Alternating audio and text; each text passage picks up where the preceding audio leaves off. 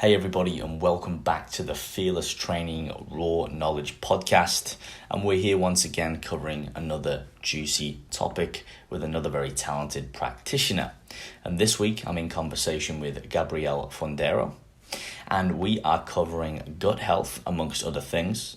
That takes a large portion of this podcast. However, Gabrielle is known for more than that, and she would definitely like to make it known that she specializes in more than just that, but that has become something which she is, let's say, renowned for within the industry. However, with that said, we do cover a lot of interesting, thought-provoking and very popular topics, some of which include probiotics, prebiotics, and now postbiotics. We look at defining what the microbiome is and microbiota, what the differences are. We look at plant-based versus meat diets, sickness recovery, detoxes, fasting, colonics, and much, much more.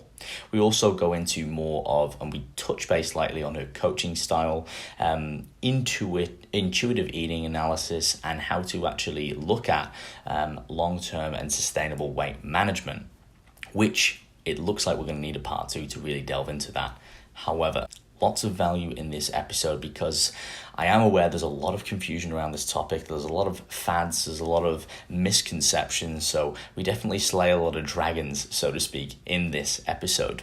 And it will provide you with quite a bit of detailed education. And we also have a lot of the links to the resources, the references, and the papers that Gabrielle talks about within this conversation as well. Now, as a bit of a synopsis and a background, Gabrielle, she's a PhD, CISSN and CHC, specializing in long-term weight management. She's a Renaissance Periodization consultant, Monash low-FODMAP certified and ISSN-certified sport nutritionist, and ISSN-certified health coach. Dr. Fundaro combines her knowledge of nutrition and motivational interviewing techniques to promote intrinsic motivation and behavior change in clients to facilitate long-term weight management and healthy lifestyles. She believes in the importance of plant-centric diet in addition to regular, enjoyable physical activity and cognitive exercise as part of a sustainable lifestyle free from chronic dieting mindset.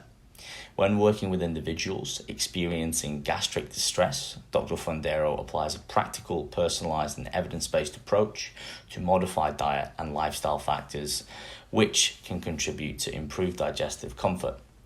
She has taught a variety of courses related to nutrition for performance and health, physiology, and macronutrient metabolism. In addition to her teaching experience, she has enjoyed the opportunity to share evidence-based recommendations in international seminars, podcasts, and contributions to magazines such as Shape and Oxygen.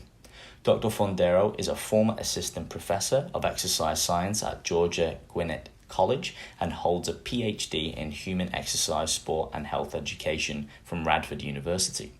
She is currently completing requirements towards a Registered Dietitian credential, Individualized Supervised practice pathway of the Dietetic Internship Program of the University of Oklahoma Health Sciences Center. In her free time, she enjoys hiking, reading, spending time with her dogs, and training for powerlifting. And without further ado, enjoy this latest thought-provoking and value-gaining conversation with Dr. Gabrielle Fundaro.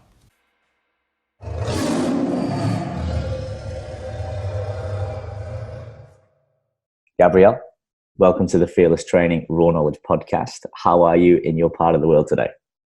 Thank you so much. I am good. I am waiting for it to clear up. It's been really cold and gloomy for like 4 days here. I'm in Atlanta, Georgia, so kind of like the sweaty armpit of the southeastern United States. Black clouds and silver linings then, I guess. Yeah, exactly. Okay, well, as always, let's start off at the beginning. And for people who may not be aware about you and what you do, can you tell us more about where you started, your background, what you do, and more importantly, why you do it? Yeah. I'll start with more importantly why I do it, because we were just talking about this. But really, my main goal is empowering my clients. So my background really was as an educator. So I started out, my bachelor's is in exercise, sport, and health ed. And then I went on to my PhD and was originally studying the effects of high-fat feeding on skeletal muscle metabolism, really because I was just totally fascinated with skeletal muscle physiology and the biochemistry behind, the way muscles contract and how they utilize substrate for energy.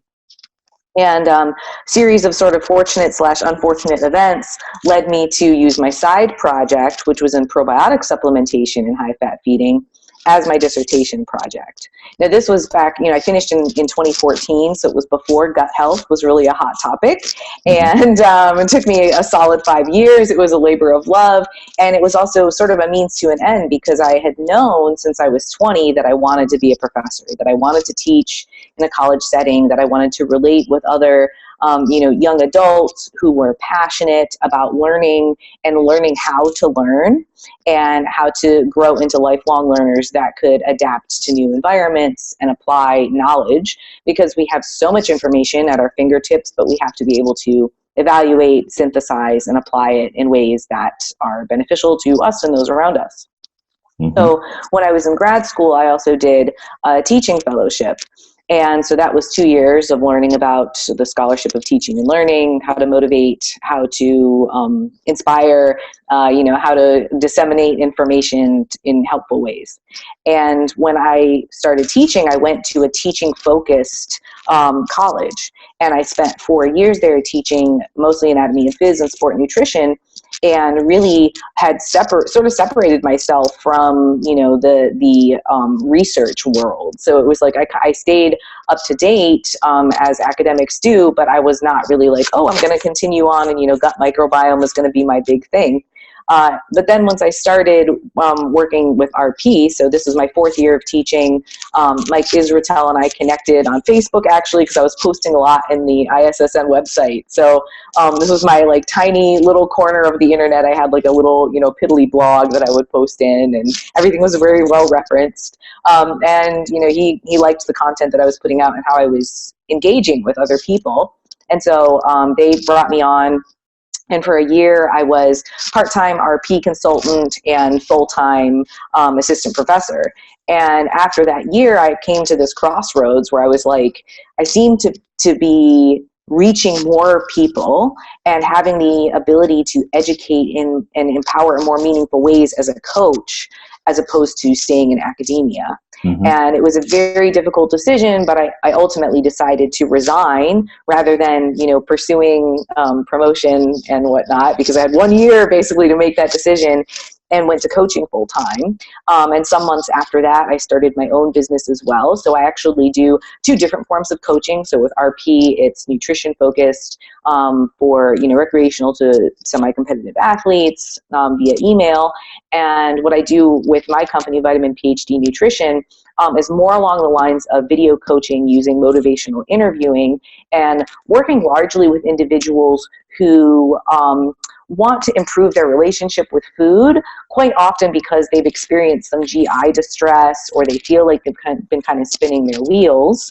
And I find that is really effective kind of face-to-face or over, in video when you can talk real time.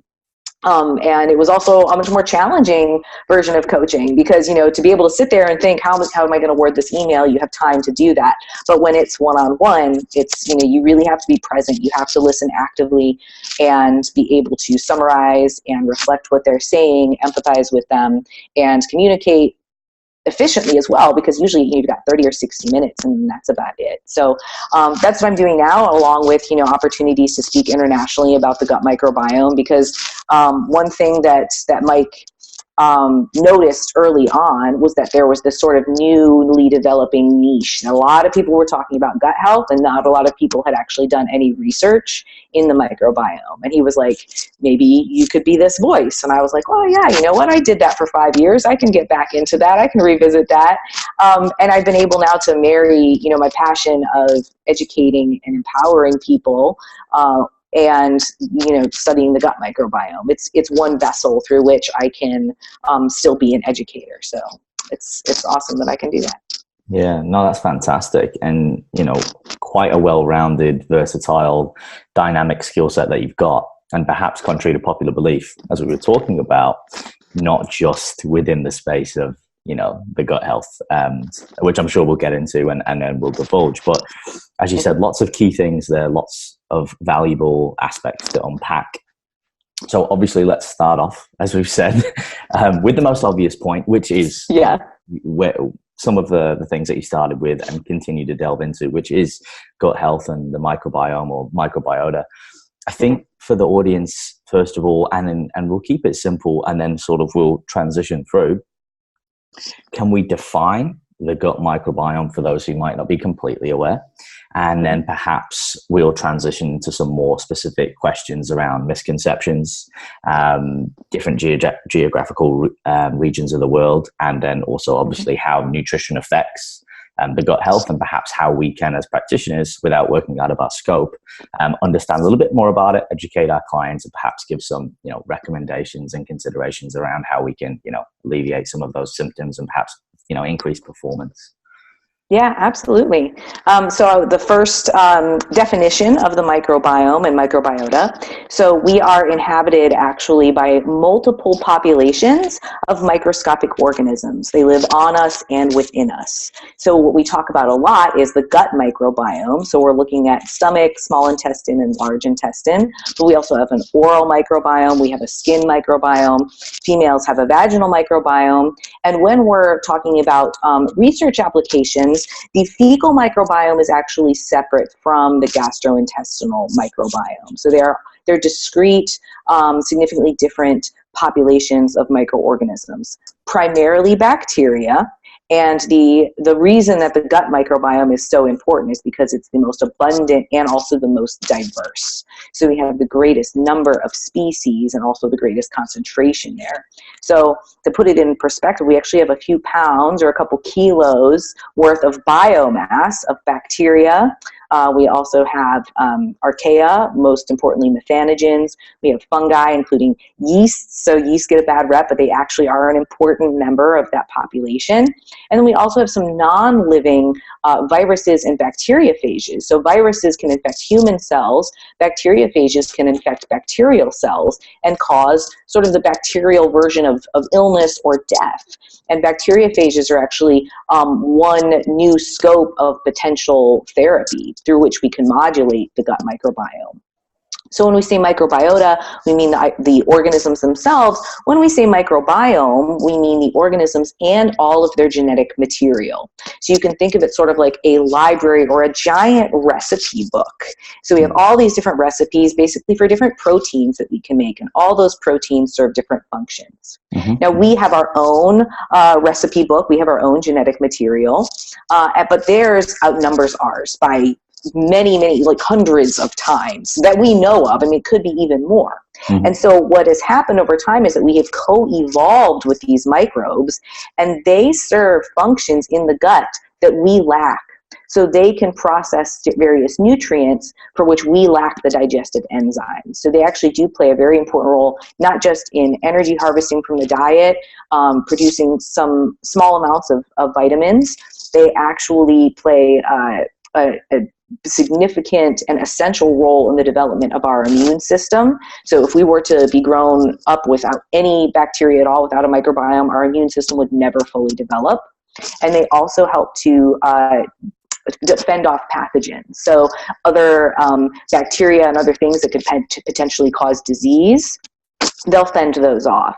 So it is sort of, it's symbiotic in a way, but not always. And so in some cases, these bacteria aren't necessarily doing anything for us on purpose. They don't know that they're, serving a higher function for us, but they are beneficial to us quite often. Some of them might be neutral, some of them might be potentially pathogenic, but it's really not just the presence of the bacteria that causes the problem, it's the relative abundance. So if one kind of grows out of control for various reasons, that could be problematic. So that's sort of who's there, and then what they can do for us in a nutshell. No, that makes sense. And good to give a little bit of context as well, because it's not always about, I guess, more is better. I think a key word that comes up here is, and we'll get into it, is balance. Mm-hmm. And obviously there's times where if there is an imbalance, perhaps, I'm not sure if this is correct, but that is when things can go wrong to a degree. Mm-hmm. So now we've defined that a little bit more, I want to move on to one of those popular next questions or perhaps misconceptions, which is probiotics versus perhaps prebiotics. And again, maybe defining what they are for people who are perhaps not fully clear, because, you know, there is a lot of information. Hey, you should take some probiotics, or, you know, if you've been sick, you should have this. And there's a lot of pharmaceutical grade or supplements out there. There's a lot of pharmacists out there who are like, you've got to take probiotics. So let's perhaps clear up some misconceptions in that space, define what they are, and are they worth it, or are there certain times where perhaps you would supplement with these things that would enhance your health, whether that's through sickness or performance? I'll add even a third word there, because I think just this year, a new one has been coined, postbiotics. So they just keep adding words. Like the workout. Yeah, I know. So a probiotic, what most people have probably heard of, is a microorganism that's ingested for benefit to the host. Now, this definition has changed in recent years. It used to include the specific phrase live microorganisms. So we thought that they had to be alive to cause an effect. We know now that's not the case. And contrary to popular belief, they're not all bacteria. Yeast can actually be used as a probiotic, and S. boulardii is one of the most widely studied and likely effective probiotics available on the market. So they're not all bacteria. They don't have to be alive. A multi-strain, so one that contains different types of bacteria, is not necessarily better than a single strain. And a higher dose is not always better than a lower dose. So there's really no consensus in the literature on, you know, one type of probiotic. So what I say is there's no kitchen sink probiotic that everyone should be taking every day, like a multivitamin. There are specific applications for a limited number of strains of bacteria that could be used in supplement with, you know, a good diet and lifestyle, and in the case of a disease, you know, pharmaceutical therapy as well. So that's a probiotic, an organism that you ingest that confers some benefit. A prebiotic is a source of energy for the bacteria. So quite often we think of this as being fiber, but it's not always going to be fiber. What's key here is that it has to be something that's readily accessible to the microbes. So we have to do just a little mini lesson in digestive system anatomy and physiology. So we have the small intestine, which comes right after our stomach. That's where the majority of absorption occurs when we're talking about digestion and absorption. So we're removing most of the nutrients that we can remove from the food matrix there. The large intestine is where we find most of the microbiota. So about 97 to 99% of all of our gut microbiota are found in the large intestine. Now, the large intestine, once any nutrients we've ingested have reached the large intestine, we're not going to be able to use those for energy. So those are going to be accessible just to the microbes. And that's why fiber is so important to them, because fiber is not digestible to us, and so it reaches the large intestine and it is just digestible to them.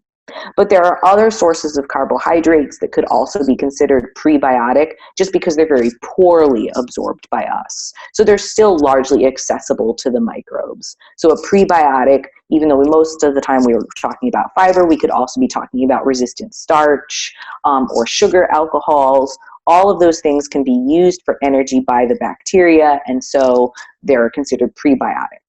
Now, just because they're good for the bacteria, that doesn't necessarily mean that we are always going to perceive them as good, especially in the case of some sugar alcohols. Those can cause some GI distress, have a laxative effect, and cause gas. And so it's a result of the bacteria using them for energy, but we think that they're kind of yuck. And that segues into postbiotic. So a postbiotic is a compound that's produced by the bacteria in the process of them making their own energy. And the postbiotic is something that could confer a benefit to us as well. One example being a short-chain fatty acid called butyrate. So as the bacteria are fermenting fibers to fermenting fibers to produce energy for themselves, they're producing short-chain fatty acids, including butyrate, and butyrate has a number of positive health effects on us as the host. So that's the probiotic, prebiotic, and postbiotic. Yeah, no, this is super interesting stuff, which making sense to me. I'm thinking about foods I've had foods I've ingested, even via like comp prep versus, in off season, just thinking about the way and the variety of food has changed and affect my body, and learning and educating myself more on now why those foods perhaps had those certain effects, which is starting to make more sense as that education grows. And I think this is why it is important to have an understanding of these things, so that when you do move, especially when you're, performing at high levels, because all of those little details do make a lot of sense. So now we've defined it, would you recommend any supplementation within probiotics, etc., or is it more based around the individuality of the person you're working with, or does it come down to even perhaps genetics or dietary requirements? So, for example, someone who is more plant-centric, perhaps someone who is pescatarian versus someone who is an omnivorous sort of consumer, or is there other prerequisites around that? Well, I usually do come from a foods first perspective. So we try to meet all of an individual's fiber, macro, and micronutrient needs through whole foods, and fun foods thrown in there too. I'm not like it's sort of the diet that works best for that person. For sure. And then from there we look at whether that person has perhaps a risk of or an ongoing physiology, an aspect of physiology that would be well aligned with taking a probiotic. So, for example, people that travel frequently and are at great risk of traveler's diarrhea. Of course, the first thing is, religiously wash your hands all the time, practice good hygiene, make sure that you are, procuring food that's been prepared properly and stored properly. Those are really the first steps. Then on top of that, you might want to take an S. boulardii, containing probiotic, because that could be potentially protective and does seem to be very effective in reducing the severity of traveler's diarrhea. So that's one. If a person is taking antibiotics and experiencing antibiotic-associated diarrhea, S. boulardii might also be effective for that. So it's sort of, if you need it, you might want to take it during this period of time. There are a couple other strains that seem to be fairly effective, mostly in the lactobacilli and bifidobacteria species, that could be helpful with some symptoms of IBS and IBD. So IBS, irritable bowel syndrome, IBD, and inflammatory bowel disease, including Crohn's and ulcerative colitis. But again, those are, really specific applications, and the effects of those bacteria are extremely specific. They're strain specific, so even more specific than a species. So we have to make sure that we're taking the right thing for whatever problem we have. And there are actually good evidence-based compendia of probiotic recommendations. You can look at Cochrane reviews, or there's a website, US Probiotics, I want to say it's US Probiotics Guide. And they actually do have even strengths of evidence. It's sort of like examine.com, but specifically for probiotics. Makes sense.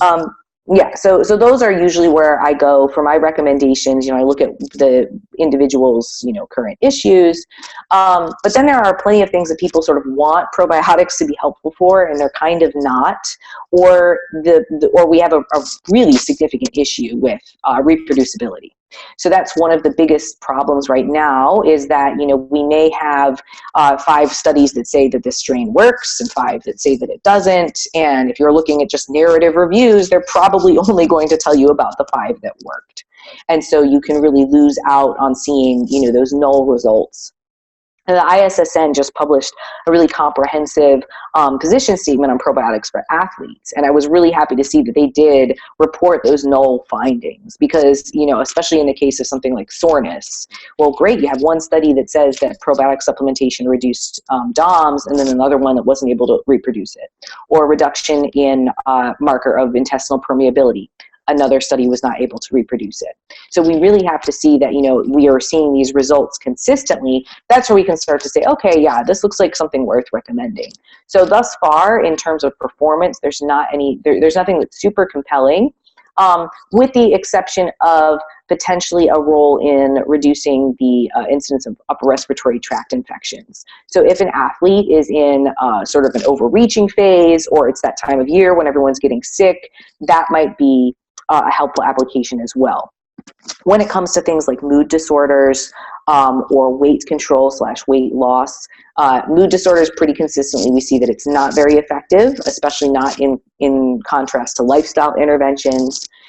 When it comes to changes associated with body weight and like metabolic markers, looking at like dyslipidemia, insulin resistance, maybe some protection against insulin resistance over time in an individual who's eating a high-fat diet. But in terms of really helping with meaningful changes in weight loss, the evidence is just so equivocal right now that I don't feel confident saying one way or the other, because it's literally kind of like a 1-for-1, and there are some meta-analyses that say it's effective and some that say that it's not. And I think it's because really it comes down to what strains we're using, because the strains are so specific that we really have to look at, is this species and this strain effective? Yes or no? What about this species and this strain? Rather than saying, as a whole, probiotic supplementation. That's like saying, are sports supplements effective for performance? Well, I mean, some of them, like, yeah, creatine, but if you just lump everything together, well, you might overshadow the effects of creatine and say no, or you might give something else the credit for what creatine has done. So that's kind of what's going on in probiotics literature right now. So I say, don't like waste your money on something like that. Get your diet and your lifestyle in order first. And that's really part of like the minutia that you might need at some point in time. Yeah, no, that makes a lot of sense. Again, having an order priority, and perhaps as well to describe it, not using so much of a shotgun approach, trying to scatter, and it's more of a specific case by case basis, which is quite good. And I think that does give a lot of context to it. I'm going to take a quick left turn because you kind of touched base on a question that I had, and it's interesting to me. Because it recently happened, and it does happen every so often, unfortunately, where we get a virus or a stomach virus where, and there's obviously all different strands and it affects people differently. But currently here in the Gold Coast I notice a lot of people have fallen ill with this. It seemed to be the same symptoms. Some sort of virus where it stops you eating. It's not necessarily where you vomit and diarrhea, but you just can't seem to eat at all. There's a lot of gastrointestinal distress. Everyone's sort of getting a different strand. When something like this happens, my question is, and again, there's a lot that could be happening. What is generally happening within the realms of the gut at this point? And what are some of the best things to recover from that situation? For example, a lot of people experience discomfort with eating at that time. They find it hard to reintroduce foods. There's all these recommendations where you say, start with starchy carbohydrates and simplistic foods. And some people say fruit and this, that. But what I've noticed over the years is that it's not necessarily about being too careful and cautious to a degree, and I could be wrong, but I've taken an approach where it's been a long time to introduce food variety back in versus, okay, I feel good now. I'm not going to go over the top, but it just seems that my body all of a sudden can just tolerate the foods again. Are there any, by defining what is perhaps going on there, but then also what can we do to quickly recover or perhaps reinstall, because I imagine the bacteria is going to be changing and perhaps we need to add it back in. And then is it worth taking anything? For example, there's what is it now, slippery elm, which is derived from the tree bark or flora and fauna, and are those things useful? Is it necessary? And perhaps just define that. I know that's a bit of a big question, but perhaps if you can define that a little bit more, that'd be great. Yeah.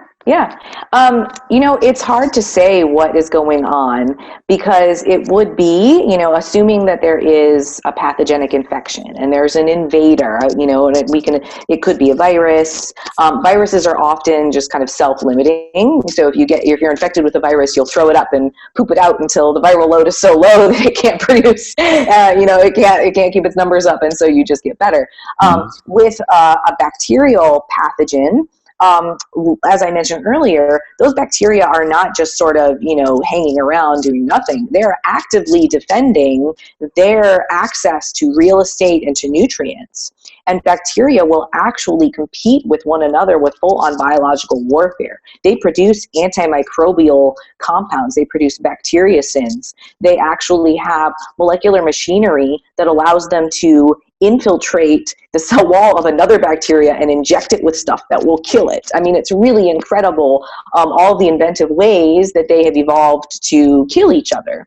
And so what will often happen is that just like you can think about sort of people who fight overseas, the people who are native to that area will have sort of a land advantage.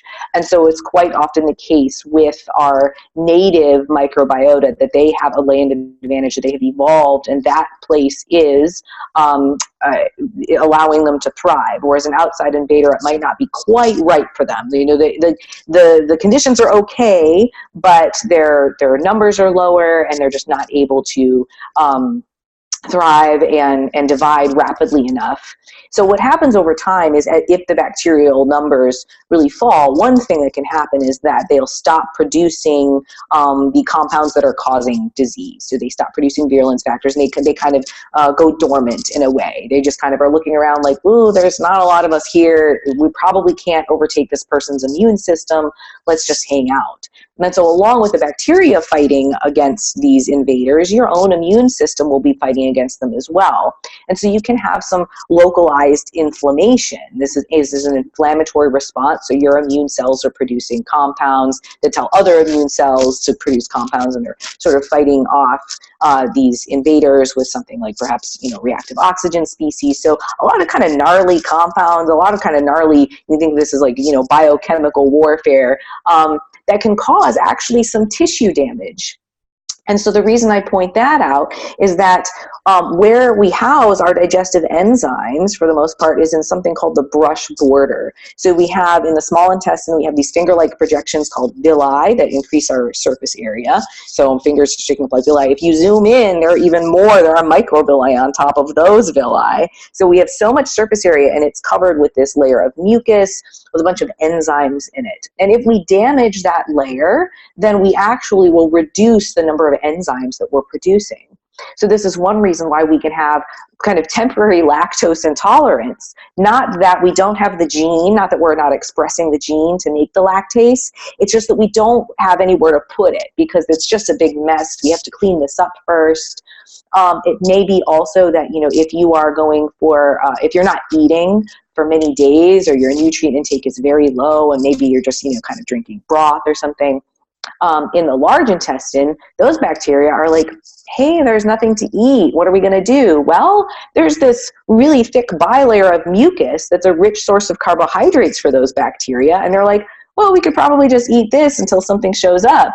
And so they can actually reduce the thickness layer of that mucus that should be covering and protecting the intestinal cells in your large intestine. And then that also opens up some potential for more interactions between what's in the gut and the immune cells underneath. And we don't necessarily want that to happen. We want that to be pretty much selectively permeable. So all of those things together could be sort of contributing to overall just inflammatory tone. That could increase visceral hypersensitivity. So basically we have this separate but integrated nervous system of the intestinal tract, and it's communicating with our central nervous system, but it also kind of does its own thing as well. So it runs the show, this enteric nervous system. But what can happen is that if we have visceral hypersensitivity, some of the specific neurons that measure distension or stretching of the intestines can be overreactive. And so they'll send pain signals to the brain saying, oh, we stretched, like this is an emergency, something might really be wrong, even if it's kind of a normal amount of stretching. And that's actually one of the likely characteristics associated with inflammatory bowel syndrome. And inflammatory bowel syndrome can actually be brought on by a gastrointestinal infection. So we don't really know, we don't know the specific cause of IBS. There's not really one, but that's one thing. We can have an IBS or a disease-related onset of IBS. So with all that going on, yeah, there's probably going to be fairly, some level of disruption to the microbiome. I want to preface this by saying that we do have some longitudinal studies where we followed people and we measured, changes in their microbiome over time. And it's on the whole very stable. 60 to 80% of it will just not change at all. And in the very little data that we have, where we're looking at people who have, been infected with something or gotten antibiotics, and then we follow up and see what does the gut do afterwards, or with dietary interventions or exercise, we really do come back to baseline. It just sometimes takes a while. But once you get back to your previous lifestyle habits, things will pretty much go back to baseline. It's like if you damage your fingerprint, it will pretty much go back mostly the same, unless you burn them off completely, which don't do that to your microbiome. We can't do that. You don't want to eradicate it. You can't do a gut reset. It's not a thing.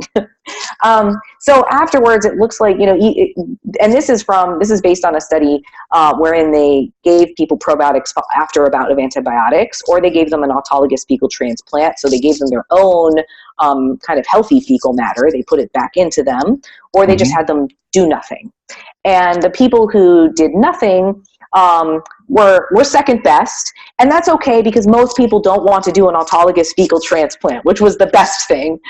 The people who did the probiotics actually exhibited a form of dysbiosis.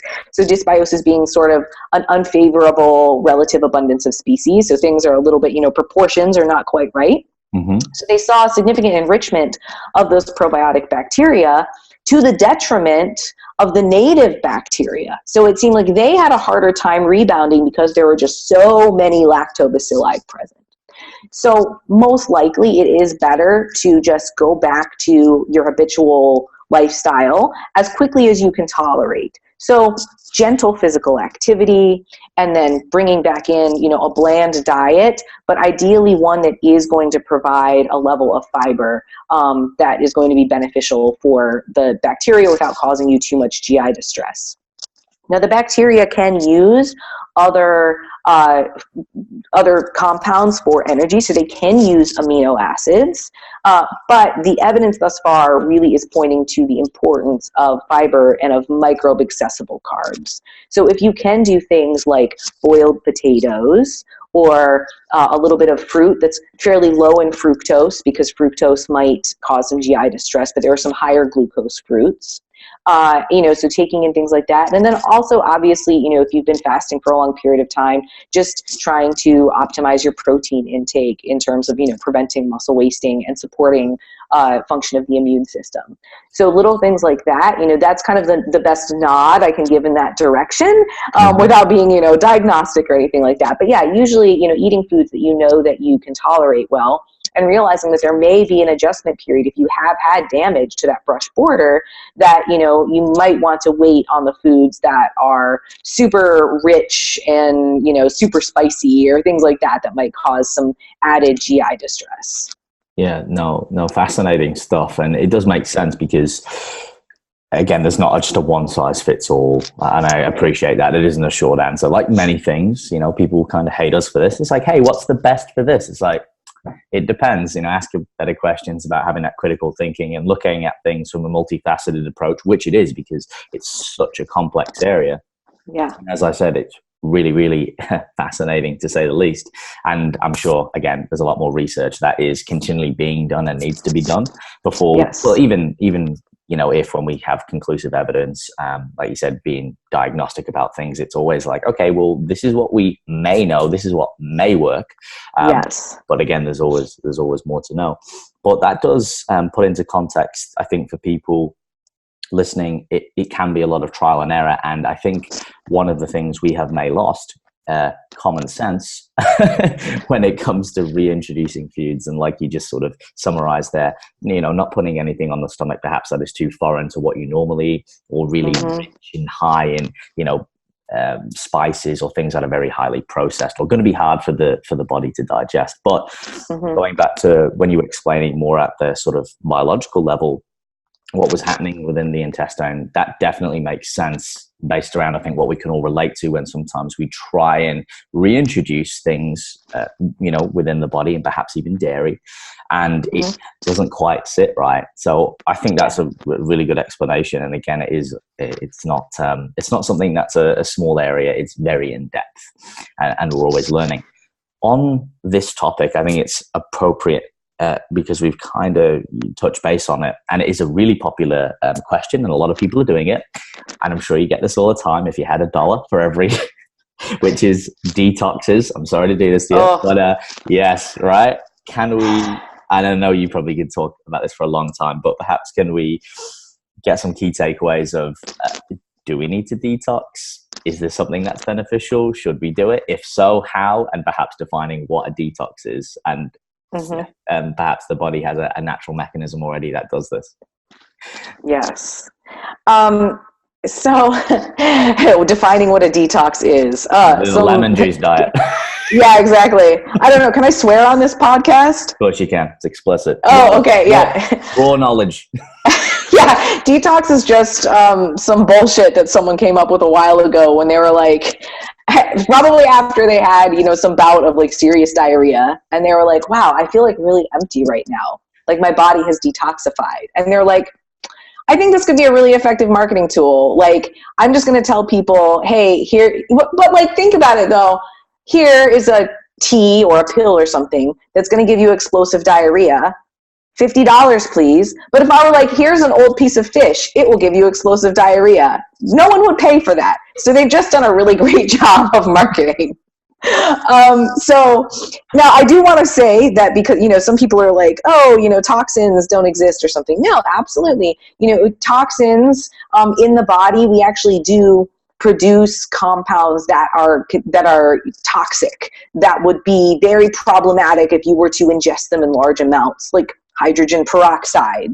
That's one thing that our cells can produce to kill pathogens. It's actually really cool. So it's just, in small amounts. We want it in small amounts and we want it targeted.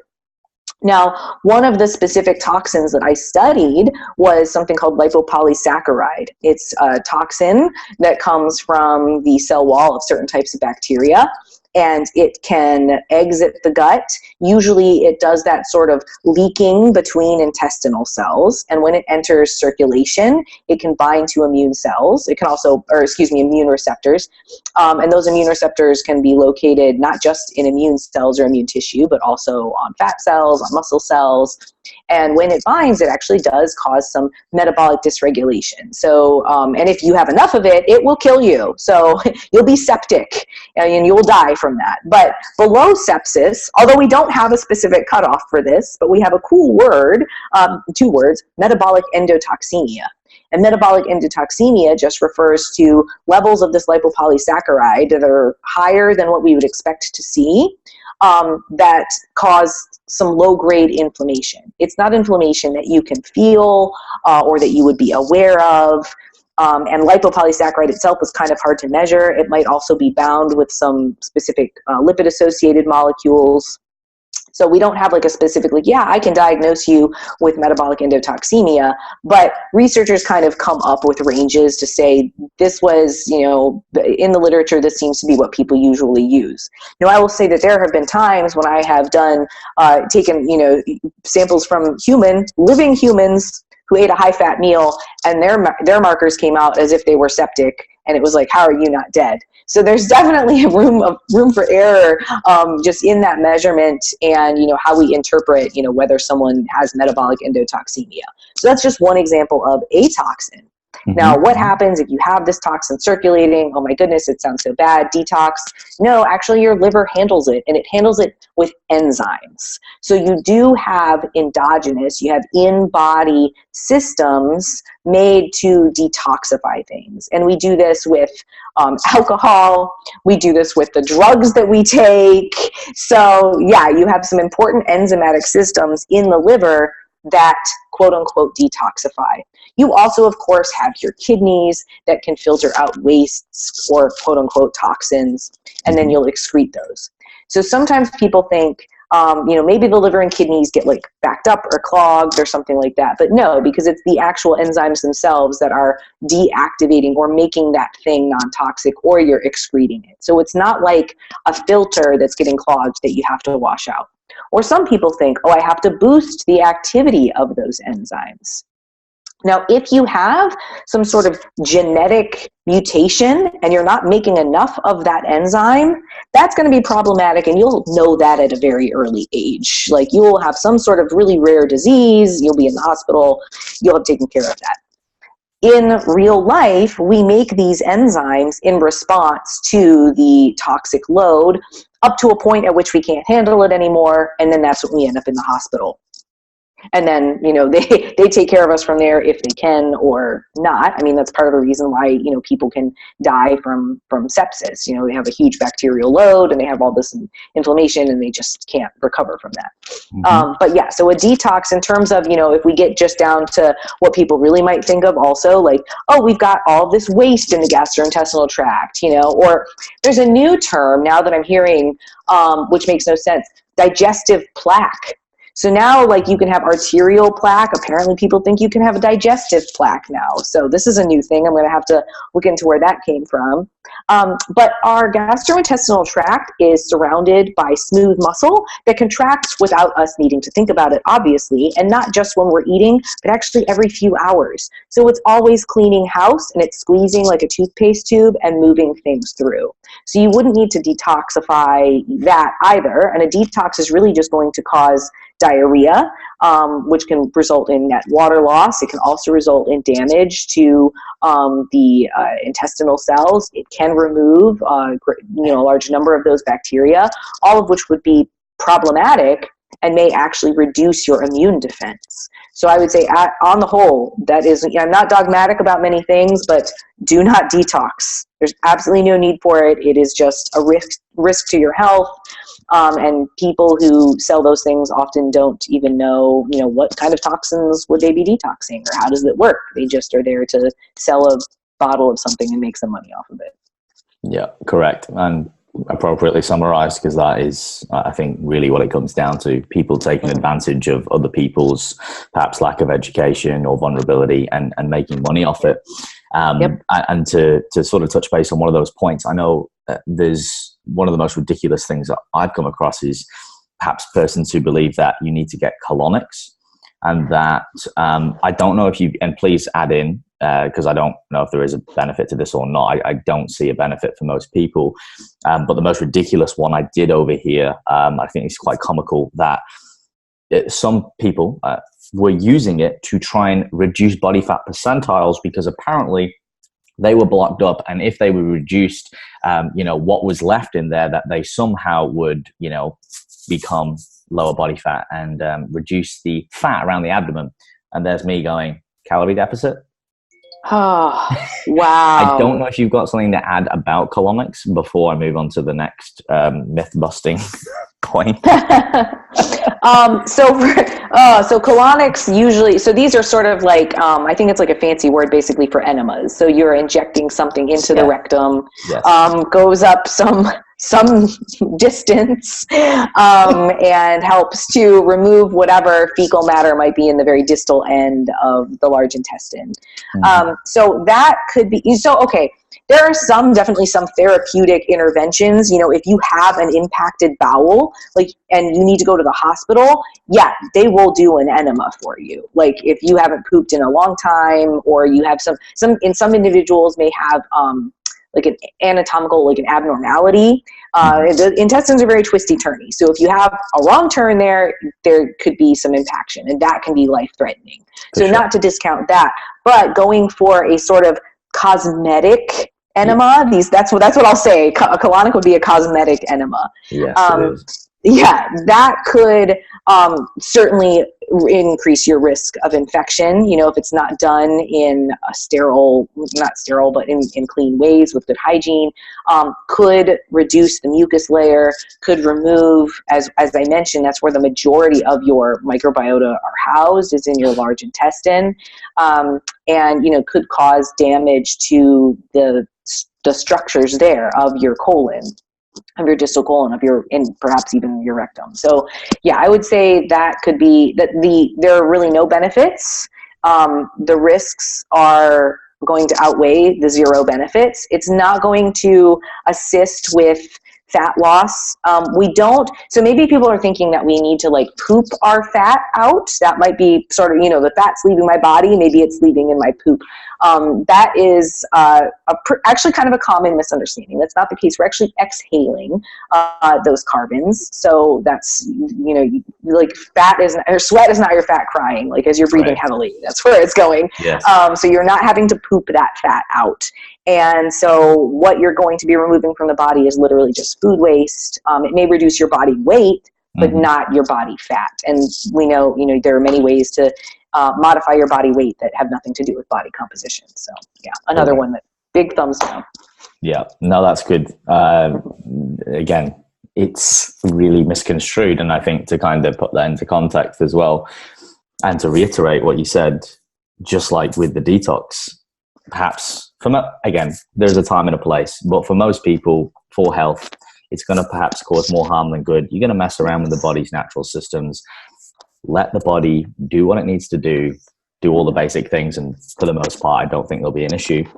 Yeah. And the last couple of questions before we sort of move away from more of the gut topics and move into more of your area of expertise, which I think will be interesting to chat about and enlighten people on what else you do, which is, and again, it's another really popular one, which is kind of it has crossovers with detoxing, but obviously it's more partial to it, which is fasting. I've done, a lot of reading up on fasting myself. Still a lot more education that I would like to do on it. We obviously fast every day. This is probably one of the first things I tell people. People go, should I fast? I said, well, we kind of do every day. And again, it's all contextual. What are your thoughts, recommendations based on what you know from studying literature, experience, based around fasting in general?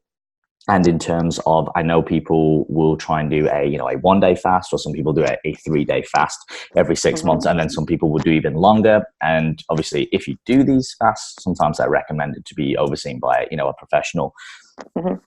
Is there any benefit from what we know, from what you know, and perhaps give some context and recommendations around fasting? Yeah. So this one is really interesting, and I want to recommend that people read Danny Lennon's piece on chrononutrition, because, we're so polarized in the industry of like, fasting does nothing, intermittent fasting is all about the calories, or like intermittent fasting is the best thing that you have to do it to lose weight. And, the truth is somewhere in the middle. So sure. One of the big take homes was, as you said, we fast every day. And there may be some importance and some credence to that in terms of fasting at night in darkness. So when it's dark for you, when you're in nighttime hours, that you're not eating, or at least, not large amounts of food. And then during daytime hours that you are eating at fairly regular intervals. That's really, I think, the one thing that I can say most confidently, that seems to be emerging. So is that a problem for most people? No, but certainly there are people that are going to be working swing shifts or working overnights. So sometimes they will have eating hours at night. Or if you are like me, and last year I was in a new state or a new country like every month.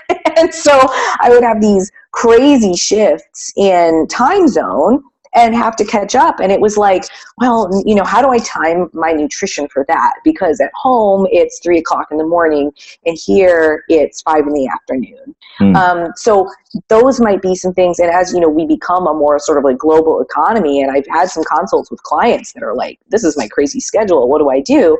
Maybe then it's worth considering. Or because we have so much artificial light and we can stay up and go to bed sort of whenever we want. There is also circadian rhythmicity in bacterial growth in the gut. And so during our daylight hours, when we're awake and we're eating, we see growth of Firmicutes. And these are bacteria, so they grow very quickly. They divide very quickly. So Firmicutes grows during the day, and then Bacteroidetes grow more at night. We have more Firmicutes and more lactobacilli, which are members of the Firmicutes phyla, in the small intestine relative to the large intestine. So that's really the predominant group. We have a lot of Bacteroidetes, including bifidobacteria, in the large intestine. So the big difference there, one of the big differences is really in what substrate they want to use. When we put individuals on a fiber-depleted diet, one of the things we see reproducibly is a drop in bifidobacteria. They're really picky. They really want to have that dietary fiber. And they're a beneficial species. And so we really probably don't want to see a die-off of bifidobacteria. So there is, some at least mechanistic scaffolding there by which we could say, maybe meal timing matters a little bit, just in terms of these guys are supposed to bloom during the day and then these guys bloom at night. And we have seen in rodent models that circadian disruption is correlated with dysbiosis. We haven't really seen that to the same extent in humans yet. We might see that down the line. So that brings me to, fasting. Unfortunately, we don't have a lot of data on the human microbiome in fasting. And what we have is conflicting.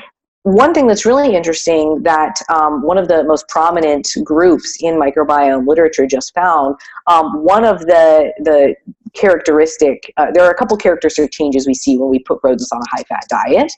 And that in part could be just due to contamination of the diet used. So there is a specific species of bacteria that quite often would pop up. And there are also significant differences based on just the study.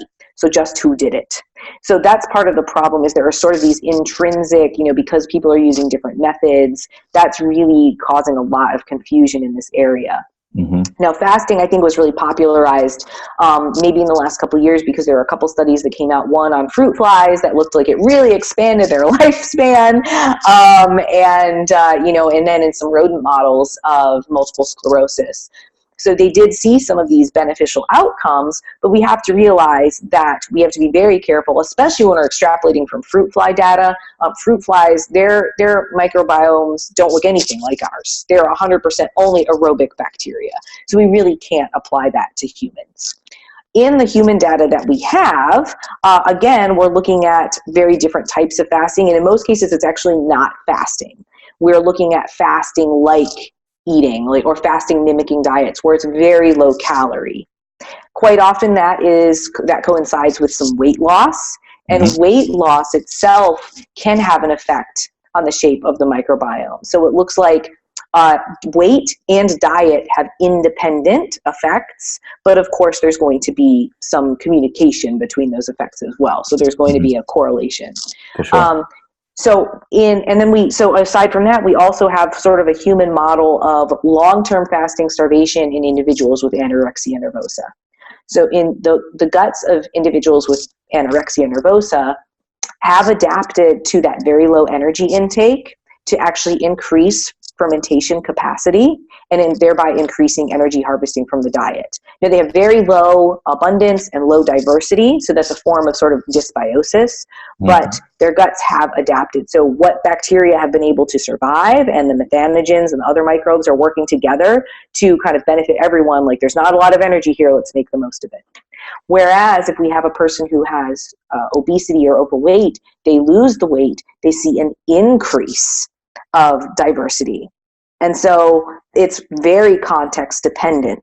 What are the effects of fasting? What are the effects of caloric restriction? It really depends on the backdrop. Did that person start out at a normal body weight? Did they start out with overweight or obesity? And then what type of fasting are we looking at? Because if we're thinking about that sort of, just kind of a 12-hour circadian rhythm, so if we do like a 12-hour feeding and a 12-hour fast, which most people are doing normally, that seems to be pretty normal. That's along the lines of what the bacteria are doing anyway. We might not see any change at all. But if we start to include, very long-term fasts, well, now we may see a reduction in those firmicutes, because now during the feeding period, they're not receiving any nutrients. And then certainly over time, what we see with animals who are hibernating or have forced starvation, that they see significant reductions in bacterial abundance and diversity, which is probably a bad thing. So I would say if we're looking at very long-term fasting protocols, that probably is not a great idea. If people are doing it for ethical reasons, it is what it is. But, you know, in terms of, you know, this is going to be good for gut health, or like sort of people think of like resting the gut. And I'm like, well, we don't like rest our lungs or our heart. Like there are a lot of organs that don't need the rest. And in fact, when you look at individuals who need enteral nutrition, parenteral nutrition, so they're basically getting IV fed and they're not using the gastrointestinal tract, that's actually very problematic. We need to stimulate the gastrointestinal tract, and without that stimulation, it atrophies very quickly. So the idea of like a very long-term fast being beneficial, I think, is sort of a misunderstanding of what the gastrointestinal tract actually needs, which is stimulation and nutrients at regular intervals, probably during the day. Yeah, no, that's good. And again, once again, I think it comes back down to the basics and the simplicity of, again, keeping it simple, do what you need to do. Don't do anything too far out of the scope of normality. But obviously within those realms, things are generally going to be okay. But when you start to go to the extremities of any spectrum, perhaps you're going to start to run into some problems. And one thing I did want to bring up as well, when you were talking about the day and the night, is that, and then how that affects, you know, what was happening in the gut, is that, does that work in unison with the circadian rhythm? Like, for example, you were talking about traveling, the body knows, okay, hang on, I'm usually on this time scale, now I'm on this time scale, and obviously that there's a bit of a lag in time in terms of, you know, like you said, oh, it's daylight, this is generally when I eat, it's dark, and again, a lot to do with sleep as well, you know, oh, it's dark, we should probably sleep to a degree. Again, it's coming back, it's all kind of comes back to these like basic habitual and behavioral adaptations, which I think a lot of these problems are arising now because of evolution, and we are moving away from, you know, we do have the luxury now of, you know, having technology, and you know, we're staying up later and we're doing all these things that sometimes are perhaps harmful. But going back to basics, I think even, you know, not always, but in less evolved places around the world, sometimes we see there is obviously differences, lifestyle habits, and you know, medical conditions. It's sometimes that simplicity again, like, oh, okay, they're kind of just doing the base. I know there's places in Japan, etc., where, you know, they do a lot of these basic things. It's like mindfulness, eat healthy, you know, move a little bit more, and oh wow, they're some of the healthiest people in the world. Funny that. What do they do? Well, it's not magic.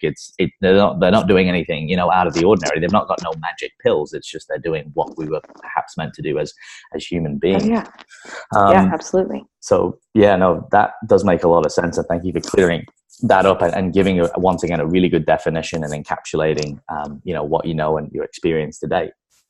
Again, before we move off, I think the last thing I'd love to finish up on, and there's so much more, so perhaps it'll be around to at some point, but I think it would be appropriate to kind of wrap up this section with, because again, we've just had the game changers. That's caused a bit of a, I'll call it what it is, a shitstorm. It's created a lot of work for a lot of professionals, unfortunately. So can we talk just a little bit about a plant-centric diet versus omnivorous, or any others in between? And then perhaps round this out with any recommendations and considerations that you would give to people to just maintain, you know, a healthy microbiome, microbiota, and anything else that you feel relevant. Yeah. So I want to give a shout out to Dr. Mel Davis of RP, because she wrote a really comprehensive and well-referenced piece on Game Changers itself. I will tell you, I did not actually watch that. I was like, I know what this is going to be about. I just don't watch Netflix documentaries. I read about it. Yeah, exactly. I read about it. And I have actually been vegetarian, vegan, omnivorous, and am now ovo-pescatarian.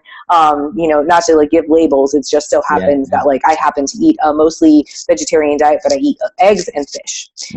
So I don't have any, you know, strong biases in any direction, except for that I don't think the carnivore diet is a good idea based on the evidence. The evidence will tell you. Yeah. So the literature will tell you carnivore diet is probably not a good idea.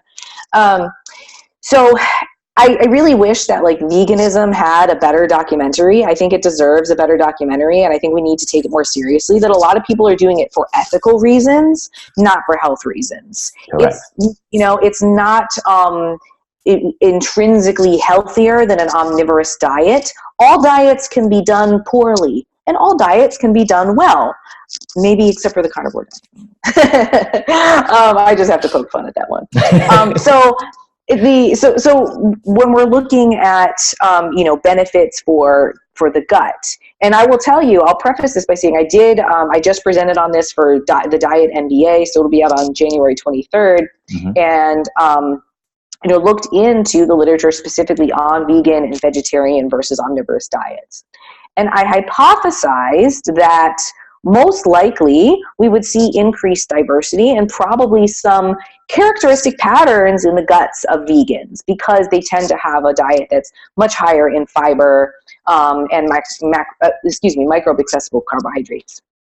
But that's not the case, because our inter-individual variability, just the difference in one person to another person, is so great that it really overshadows differences caused by diet. And that, along with just differences seen from one study to the next, in some cases, bacteroides would be higher in vegans, which was surprising to me. In other cases, it was lower in vegans. And it's probably because it's not just, diet is not an isolated variable. We are looking at people who have whole lifestyles, and our microbiomes are the reflection of our whole lifestyle. So what they found, and this was in their narrative, there's a good narrative review, there's a really excellent systematic review, and randomized control trial. So even with an intervention, they found that, wow, people's guts don't really look all that different when you put them, take them from omnivore to plant-based.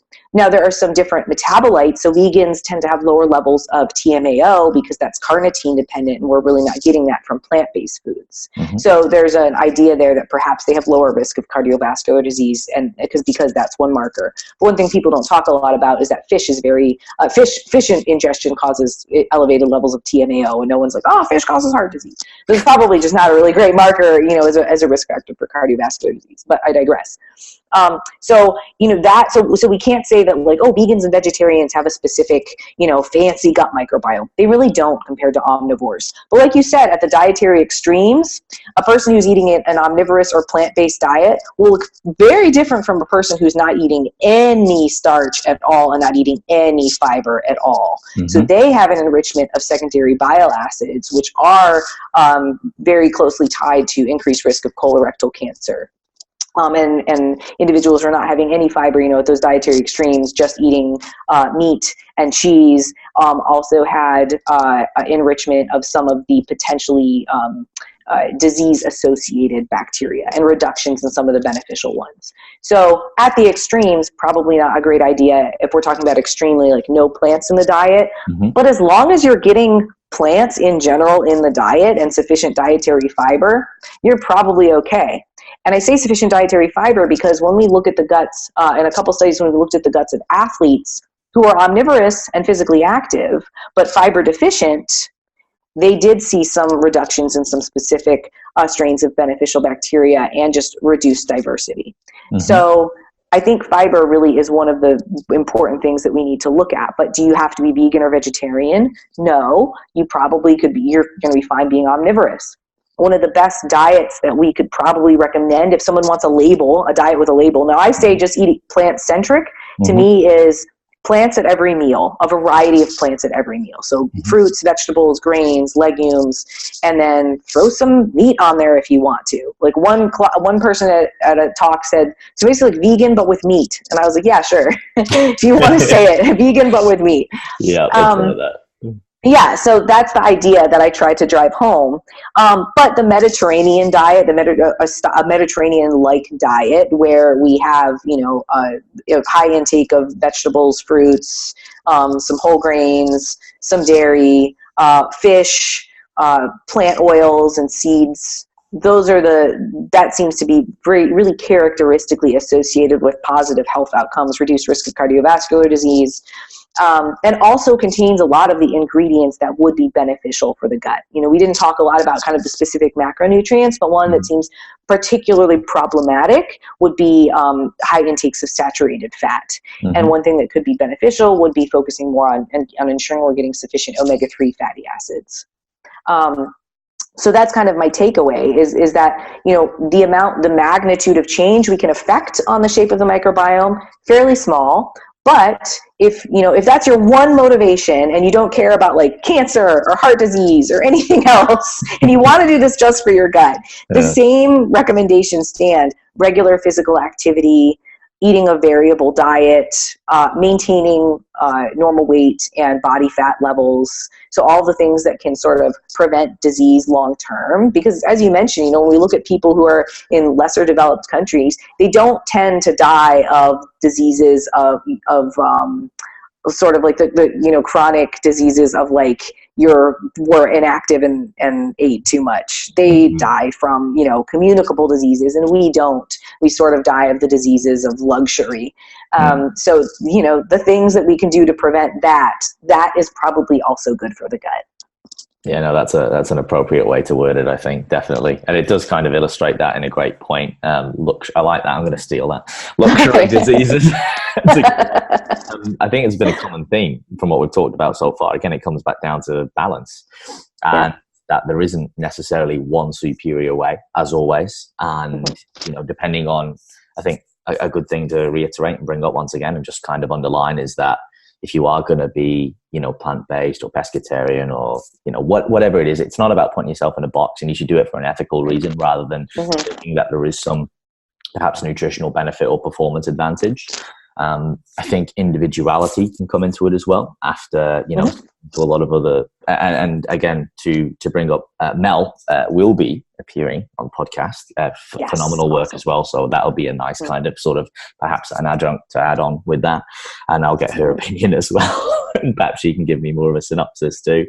It's been interesting on the game changers, but, having, being able to, listen to the body, for lack of better words, or be perceptive. If you eat something and you don't feel good, perhaps don't demonize the food, but it might be the nutrient that's in it. I think this is something that comes up. It's a really common theme with clients. People go, eggs are bad. And I'm like, well, no. Let's not put anything in isolation. Perhaps it's not the egg, perhaps it's something within it, or perhaps it's the amounts that you're eating. Yes. I encourage people to, and we'll segue into this in a minute, perhaps be their own scientists a little bit. We don't have to make things complex, but just have a think and feel about, what am I eating? Perhaps, my body is not going to be tolerable to high amounts of X, Y, or Z, and perhaps I'm going to be better over here. But then obviously, like you said, having that mindfulness of, I think it's appropriate to say, if you do have a variety and you do have that luxury and you don't have any ethical reasons to not eat certain foods, then perhaps having, the biggest variety would possibly be the best quote unquote diet to have, because then you're going to have, a plethora of the species and the bacteria within the gut, and perhaps you will be able to ward off things and create a better environment. Would you say that's a fair statement? Oh yeah, absolutely. And like having transitioned from fully omnivorous, and this is just really ethical reasons. I just like cows. I like pigs. I don't want to eat them, and I'm like, I'm narrowing down my food choices. And now the more you do that, the more cognizant you have to be of potential nutrient deficiencies and how and where are you going to procure food when you're traveling and things like that. This is increasing the friction between you and your goal. And so we don't necessarily want to do that. We want to reduce friction as much as possible to make this a little bit easier. And so, like, if that's your choice and you're ready to take that friction on, that's totally fine. But there's no reason to do that out the gate. Like, this is my first step into, caring about nutrition and lifestyle and whatnot. And I'm going to do some crazy, super restrictive diet. That's going to be a lot of friction. Like, if you're learning to ride a bike, you don't go like on the BMX right away. You start with like a tricycle. Yeah, that's you start easy and then build it up over time. And I think to add on to that, there is that whole premise of people thinking, okay, we perhaps got to eat in there's an advantage to being in this sector, or, it's the whole, I want to be associated with, I'm going to be a vegan. It's like, okay, well, that's cool, but are you doing it for the right reasons? Rather than thinking about it a bit more holistically, etc. And I think it just encourages people to be smarter, and perhaps you just have to be a little bit more pragmatic in your approach. And I say this, if anything, it just forces you to be more healthy. We often find when we look at just lifestyle trends that, people who are more plant-centric are generally healthier because they are more health conscious. Right. That is not necessarily meaning that everyone who eats plants, there's an advantage, but I think people draw that correlation and go, well, it must be superior to a degree. So to segue out, and again, I know we spent a lot of time on this, and perhaps we'll have to do a round two because I'm sensitive of your time and I appreciate it. But before we go, perhaps touching base again on other areas that you're passionate about and that you specialize in, which is looking now at behavioral change, habits, and the application in the real world around education, and moving more into, creating good relationships with nutrition, and even talking about, I think, some new research or new areas you were delving into about training, about sharing some of your thoughts and feedback on that would be great. Yeah, absolutely. And, I love that you segued into sort of the education realm, because in most cases, people are finding me, via an avenue of sort of pseudo-diagnoses and alternative medicine practitioners and invalid tests. And they've already been like, oh, I had my IgG food sensitivity test, or, I think that I have leaky gut or something. And they come to me and say, nothing has worked, and I've spent all this money already, and I don't feel any better. And like, my chiropractor said that I had to do X, Y, and Z. Not to shit on chiropractors. It's just most recently, that's the example that was brought to me in real life, that a person said, sure. Oh, my chiropractor was mad that I decided not to do this IgG food sensitivity test. Like, he said that, he is a doctor too. Cause she said, oh, this person has a PhD. And I was like, well, we kind of study different areas. I kind of know a little bit about this, but I'm glad you didn't do that test. But the whole reason that I am so vocal and so passionate about this area is that it is an area that's so rife with misinformation, and people are being so badly taken advantage of. And it's sort of serendipitous that this is what I happened to study, 6 years ago, before it was really popular. But now I can still be an educator.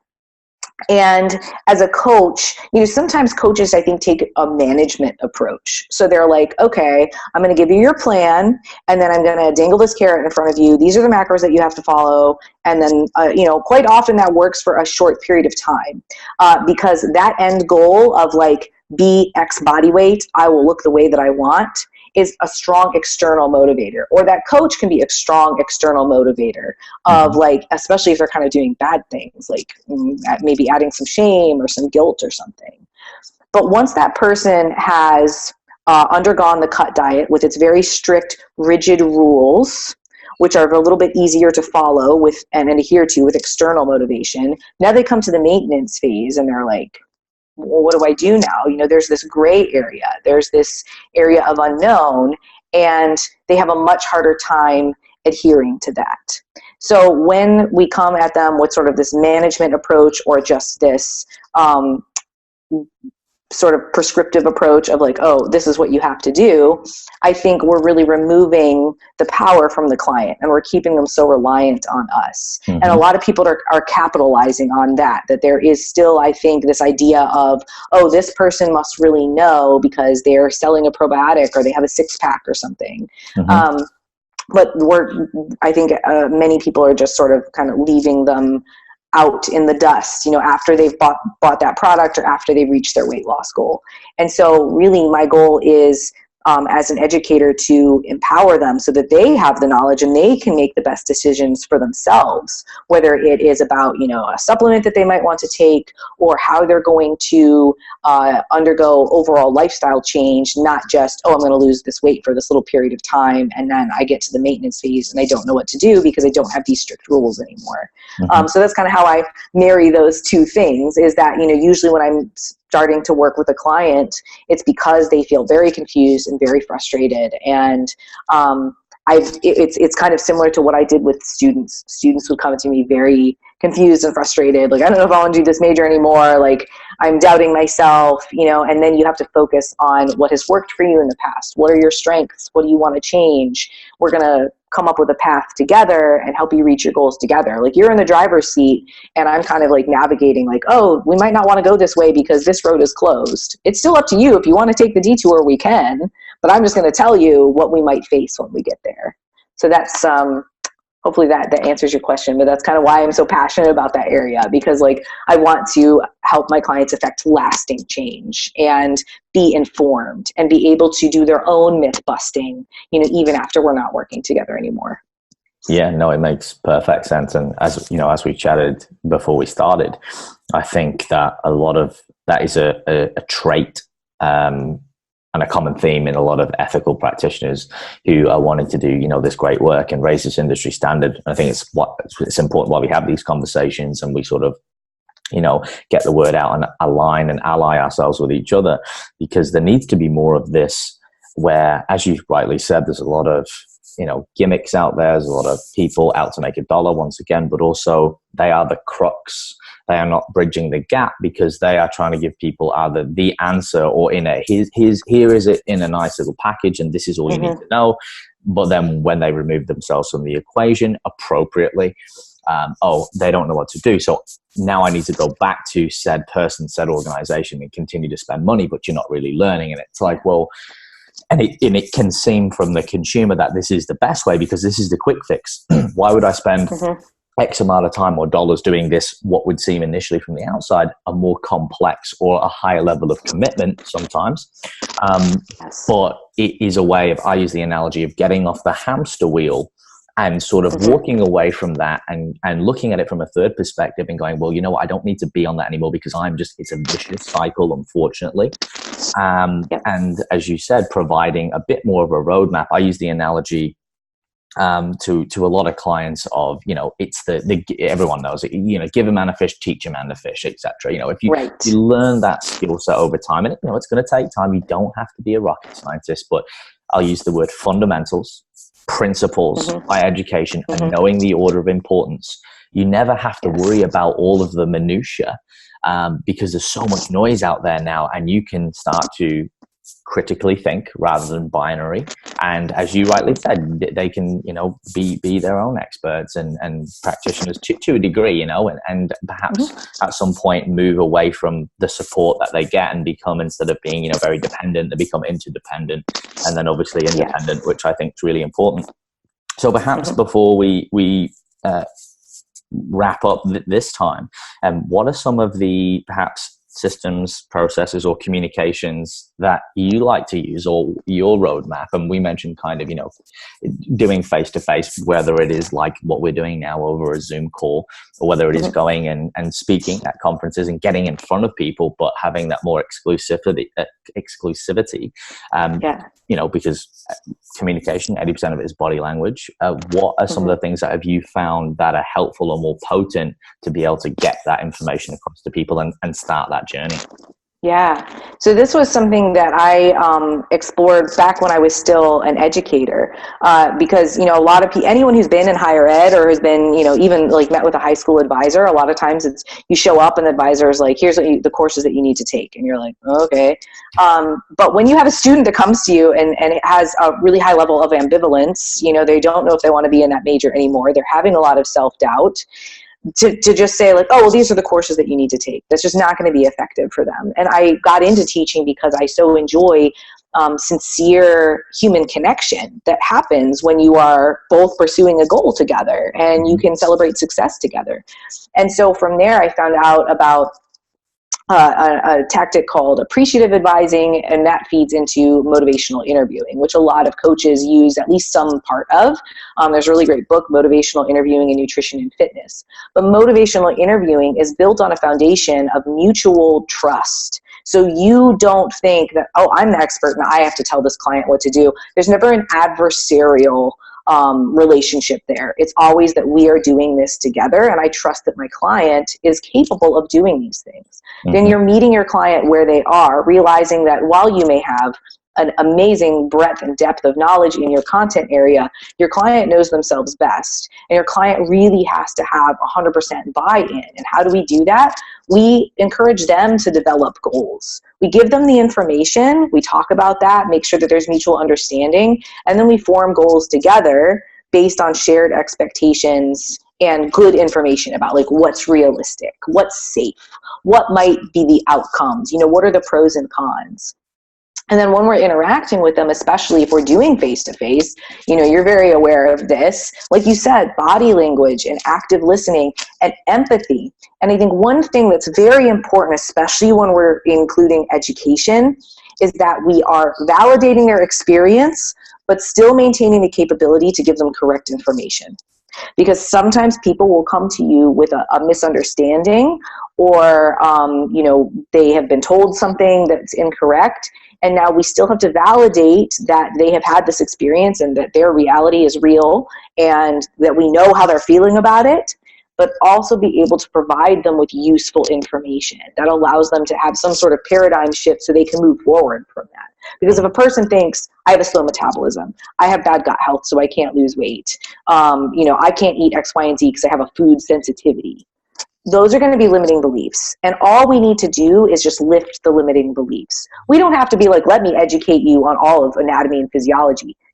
It has to be just focused on that. No one wants like unsolicited advice, but if we can do that in a compassionate way and really celebrate their successes and help them identify their strengths and what would be easiest for them too. We don't need to give them like the most advanced, like you said, like a really awesome, super advanced training plan. No, you give them something that's appropriate for them. One example that I really love, we can wrap up with this because I know I'm talking for so long, but I have a client that I've been working with for quite a long time now. And in the beginning, everything that I do is client led. I ask the client, like, what do you want to do? Would you like to count things? Would you like to weigh? Would you like to do plate planning? And initially, we didn't have an eye on that. It was just health seeking behaviors. Okay, that's the goal. That's what we did. And then after a while, it was, well, for health purposes, it would be good to track just this one macronutrient for digestion. Okay, track that one macronutrient. And then after some time, I want to track everything. I'm ready.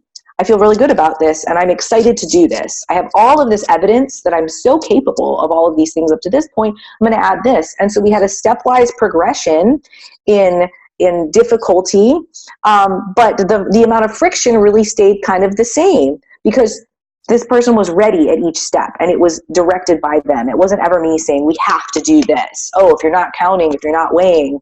I think that's pretty much nonsense. Like, there are so many other metrics that you can use to measure progress. Mm-hmm. And so that's just one example where, it's been a completely client-led, and she has been the agent of her own change and her own success. And so I'm helping with, the information, but it still is led by her. And it's been so awesome to see that just develop organically.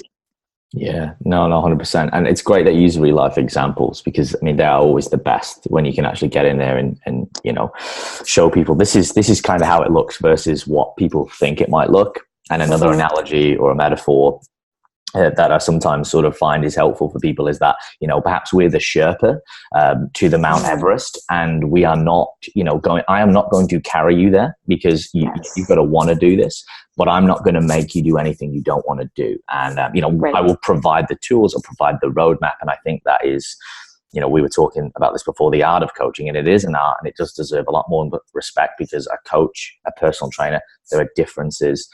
It's not that one is superior to the other.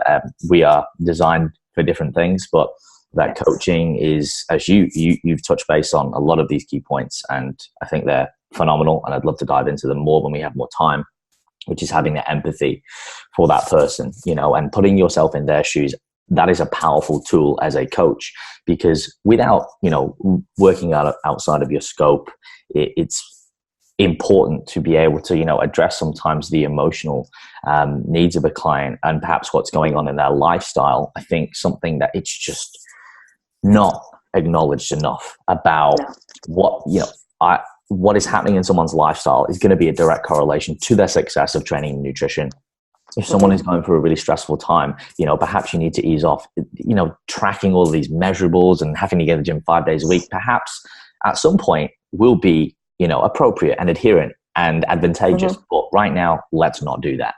And as you rightly said, it's about empowering the clients and letting them, without obviously giving them too much space to run around, and give them that structure, that accountability, giving them that roadmap, but letting them make their own decisions and saying, hey, look, we don't have to do that. Like, it's okay. You know, it's nothing worse. Someone comes to you, you know, you got to track food. Well, I don't want it. You've got to. It's like, well, straight away, that relationship's not going to work. And again, it's limiting beliefs and things that perhaps, you know, you have to address and identify and define. So would love to delve more into the specifics at some other point. So perhaps a round 2 would be on the cards, because I know this is something that you are truly passionate about and that you'd like to get out more. So people are not just, you know, identifying you as the gut person, but perhaps someone who has, you know, a lot more skill sets and a lot more expertise, especially in the application, which I think is a lot more important, and being able to interpret that in a way which people can understand it. And like, as you said, without confusing people. But before we go, I do have some rapid fire questions before my last question. Ask all my guests. They're a little bit more fun in nature. So whatever comes to mind off the top of your head, they're just a bit more lighthearted. The first one is, if you had a superpower, what would it be and why? To be able to clone myself. And that way, so like mainly I would do the things that I really want to do the most of all, and I would travel a lot. And then like my clones, I'd be like, hey, meal prep, like wash the laundry, you know, and they would all be consenting clones. I have to say that. Like, it wouldn't be like some, you know, messed up stuff where they're like my body slaves. Like, they'd all be like, yeah, teamwork. And then at the end of the day, we just like meld back together to one person. That's got to be up there with one of the best answers that someone's given. That's very original and functional. You know, just create your own little army. All right. What is your favorite food? Or to put it into context, if right now where you're at in your headspace at the moment, you've got a meal, it can be sort of a drink, it can be a dinner and a dessert, depending on what your preference is. What's your favorite kind of food to eat? Probably, if I can say, like Asian fusion. It's like one of those restaurants where I could get like pad thai and sushi.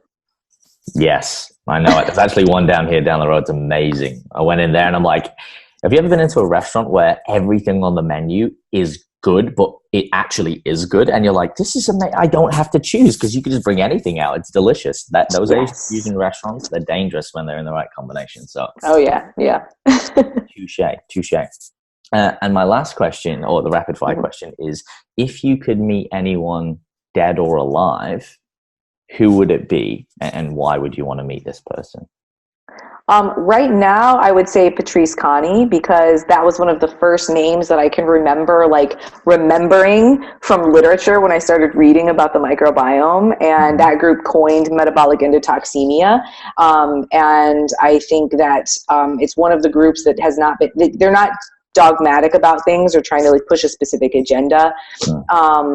And just put out a really interesting article on sort of us putting the cart before the horse in terms of, you know, trying to draw correlations and causality.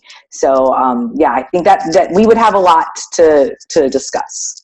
Yeah, no, that makes sense. So someone who's quite a protagonist in that field and has a lot of humility, which is a dying art, unfortunately. That's wonderful. And my last question, which I ask all my guests, which is a little bit more serious in nature, which is, can you identify a fear that you have had and overcome in your life? It can be small, it can be large, what it was and what you learned and took away from that experience.